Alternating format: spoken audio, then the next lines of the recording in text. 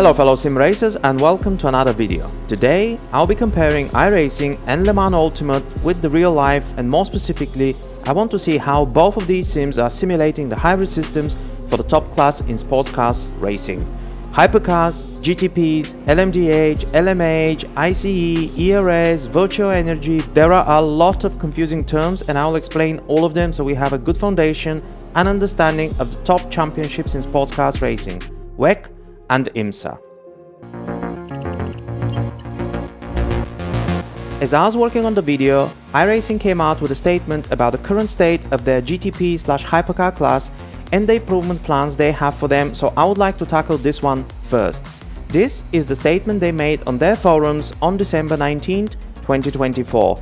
The message was in response to the criticism iRacing received after the release of the Ferrari 499P LMH car and the updated tire model for the GTP and hypercar class cars. There was 25 pages thread on the official forum which kicked things off with regards to how many things are wrong with the Ferrari 499P as well as the GTP or hypercar class in general. There are a number of videos covering the new tire model, how it has unrealistically high levels of grip and the cars being so much faster than real life. For example, the 3 minutes and 15 seconds lap around the Le Mans, which is not only faster than the current real-life hypercars, but it's actually faster than the LMP1 cars, which were the much faster predecessors of the current hypercars. So, after this thread, a number of videos as well as articles, iRacing finally admitted that things are wrong and needed fixing. As you can see from their statement, they're planning on addressing both the tires and the hybrid system simulation. Now, on one hand, I'm very glad that they finally came out with an official stance on this one, but on the other hand, why did it take them 2 years to do so? The very first lmdh car, the BMW, was released on December 2022, which is more than 2 years ago, and the hybrid system was just as incorrect back then as it is today. So iRacing have had 2 years. They released 3 more GTPs in the meantime, but never overhauled nor officially stated the overhaul was needed until the release of the Ferrari, where the backlash became too big to ignore. So what does that mean? Well, it seems like iRacing are willing to fix something so important only after they have been called out in public, rather than fixing it because it's the right thing to do. And let's not forget, this is coming from, and I quote here, the most authentic motorsport racing game. So, this is not a good look for iRacing, no matter how you look at it.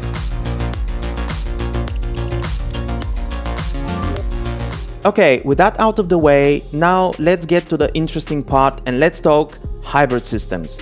Before we get into the details, let's clarify a few things. The technical regulations for the top classes in both IMSA and WEC were designed in such way that teams can run in both championships. There is an additional criteria such as the cars sold in North America for the IMSA championship, but we're speaking from technical standpoint only in this video. In IMSA, the car class is called GTP, which stands for Grand Touring Prototype, and in WEC they're called hypercars. The cars within the classes themselves also differ. In both GTPs and hypercars classes, you can also have lmdh, which stands for Le Mans Daytona Hybrid, and LMH cars, which stands for Le Mans Hypercars.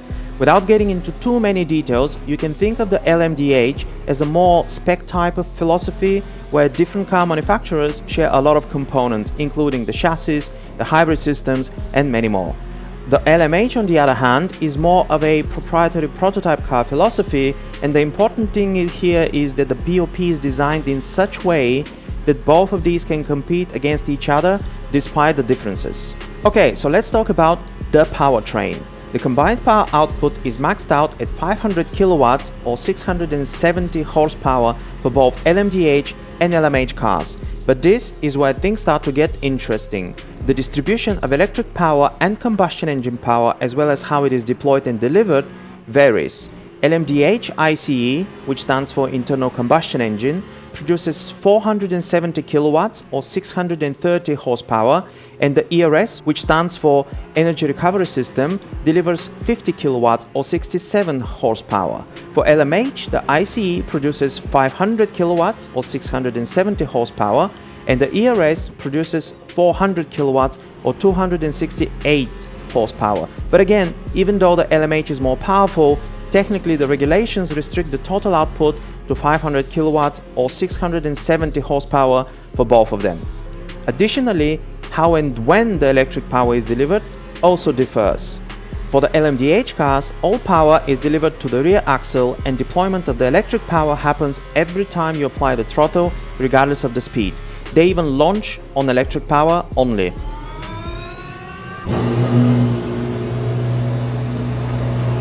For the LMH cars, the power from the ICE is also delivered to the rear axle just like the LMDH cars, but the electric power is actually applied to the front axle. However, it is not being deployed constantly, and instead it only engages once they reach 190 km an hour, and this speed can be adjusted based on BOP. So once the LMH cars reach those speeds, they effectively become four-wheel drive cars.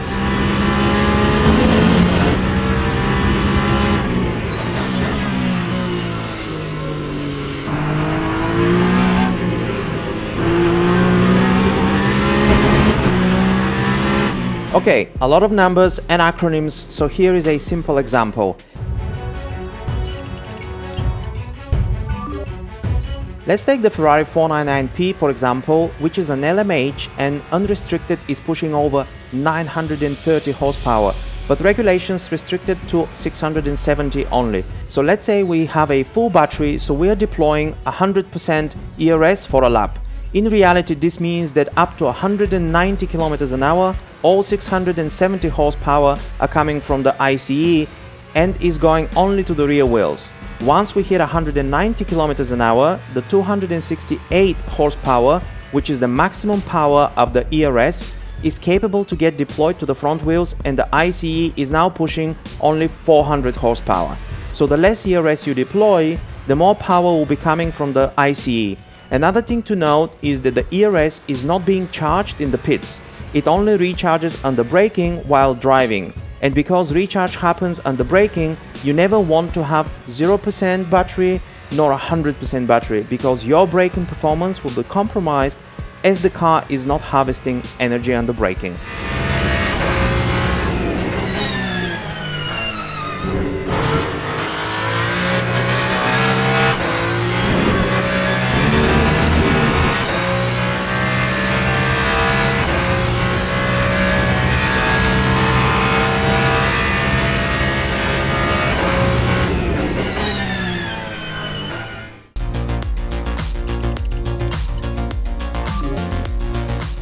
The other really important thing which exists in real life is the virtual energy. The easiest way to think about this one is being a BOP or balance of performance tool.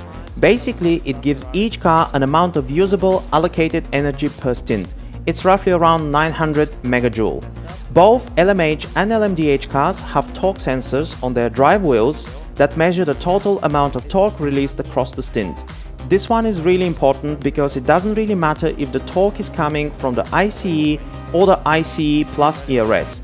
The torque released is converted in energy, and the amount of energy allowed per stint is basically the virtual energy tank. So the more car pushes, the more torque is released and the more energy is spent, and the sooner they have to pit. The virtual energy is being refilled in the pits in the form of a normal fuel.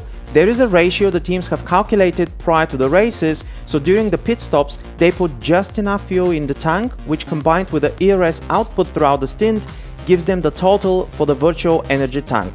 The virtual energy tank is always less than the physical fuel tank, so you just want to add enough fuel but not to fill it up to the top, because you don't want to be carrying excess amount of fuel just because it adds weight and you'll be slower throughout the stint. Important to remember here is that the cars cannot exceed virtual energy tank in a race, and even if they still have fuel in the tank and energy in the battery, they still need to pit before the virtual energy reaches zero, and if they don't, they receive a 100-second stop and go penalty for the first offense, and a penalty increases by 100 seconds for each subsequent offense.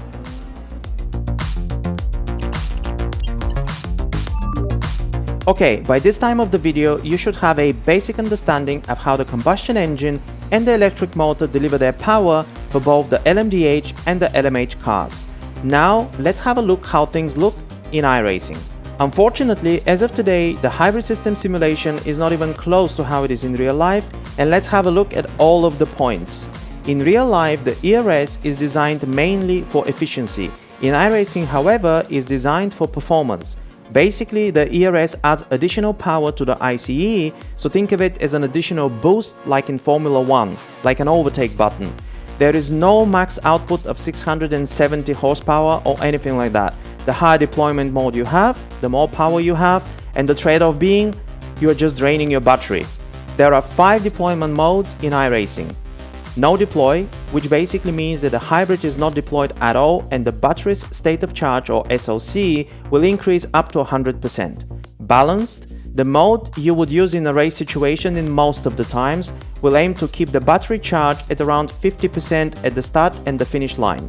Build, minimal deployment used, battery will keep charging until the SOC reaches 100%. Attack mode, to be used only for overtaking and will deploy aggressively until 0% SOC is hit. And the quali mode, which is the most aggressive deployment, and it's mainly for hot lapping, it will deploy until 0% SOC is left. On top of that, the ERS deployment doesn't affect the fuel consumption either, because the ICE is always at 100% power output regardless of what the battery is delivering. Additionally, with the release of the Ferrari 499P, now we have an LMH car which, as we already learned, in real life starts deploying electric power from 190 km an hour, but in iRacing this happens at all speeds, so basically it is acting like an lmdh car instead.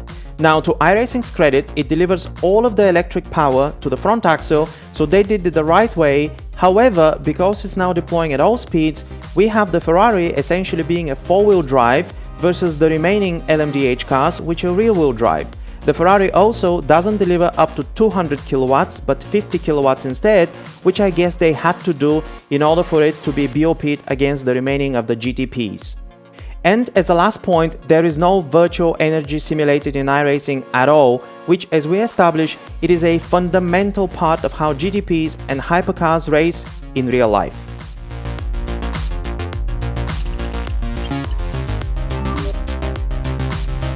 Okay, so how does it look in Le Mans Ultimate? First of all, we have the virtual energy simulated as it is in real life, as well as the adequate penalty system, which means that if you let your virtual energy tank go to 0%, you will get a 100 seconds stop and go penalty. And don't ask me how I know this. Total power output is limited as it is in real life, and ERS is efficiency based, also just like it is in real life. The LMH and the lmdh differences are also being simulated. Here you can see the ERS deployment speeds for the lmdh cars, which happens basically the moment I touch the throttle, and here you can see the ERS deployment speeds for the LMH cars, which happens as soon as you reach 190 km an hour.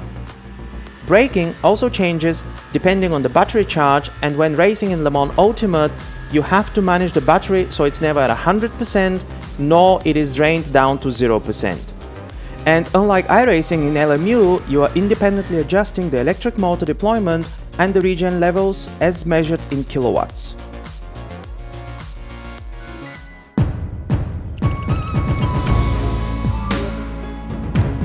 So overall, where does this leave us?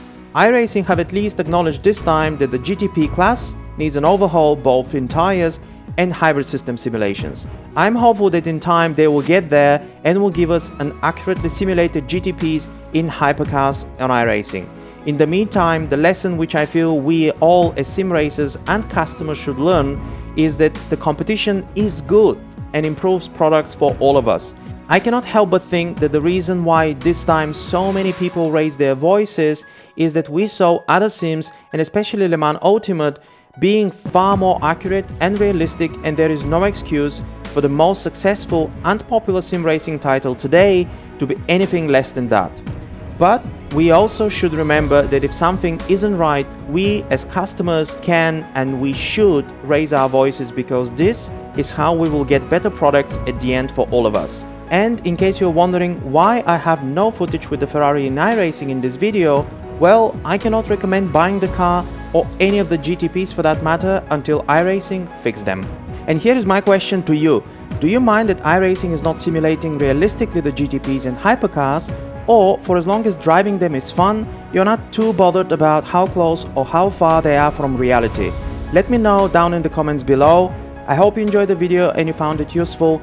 Thank you all for watching. See you in the next one.